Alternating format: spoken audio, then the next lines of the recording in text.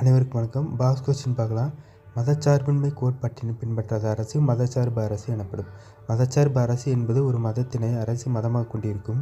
அந்த அரசின் உயர் பதவிகள் அனைத்தும் அரசு மதத்தை பின்பற்றுவதற்கு மட்டும் ஒதுக்கப்பட்டிருக்கும். மதச்சார்பு அரசு உதாரணம் பாகிஸ்தான், வாடிகன் இரண்டும். பாகிஸ்தான், வாடிகன் மதச்சார்பு அரசு.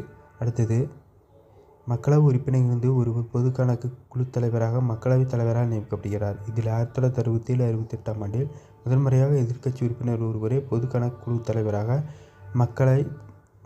மக்களவைத் தலைவராக நியமிக்கப்பட்டுள்ளார். இக்குழு மக்களவைத் தலைவர் கட்டுப்பாட்டில் கீழ் இயங்கும் ஒரு நாடாளுமன்ற குழுவாக கருதப்படுகிறது. 1950 ஜனவரி முதல் 2018 ஏப்ரல் வரை இக்குழு 1596 அறிக்கைகளை தாக்கல் செய்தது. நாடாளுமன்ற குழு அதாவது 1950 2018 வரைக்கும் 1596 அறிக்கையை தாக்கல் செய்துன்னு சொல்லியிருக்காங்க. அடுத்தது, அரசமைப்பு திருத்த சட்ட முன்வரைவு. அரசமைப்பில் உள்ள ஒரு விதியில் திருத்தம் கோரும் சட்ட முன்வரைவுகளை அரசமைப்பு திருத்த சட்டம் முன்வரைவு என அழைக்கப்படுகிறது.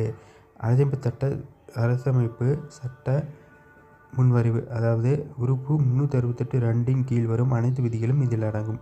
சட்ட முன்வரைவினை நாடாளுமன்றத்தில் ஈரவிலும் கொண்டு வரலாம் சொல்லியிருக்காங்க.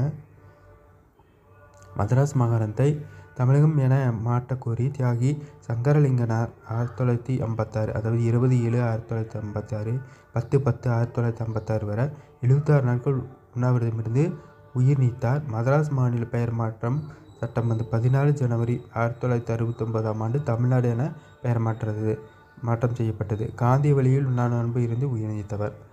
அடுத்தது, வரதட்சணை ஒழிப்பு சட்டம் 1959 6 மற்றும் 9 மே 1961. பயங்கரவாத தடுப்பு சட்டம் 2002 மார்ச். வீடியோ பிடிச்சிருந்தால் லைக் பண்ணுங்கள், சப்ஸ்கிரைப் பண்ணுங்கள். தேங்க்யூ. ஃபாலோ பண்ணுங்கள்.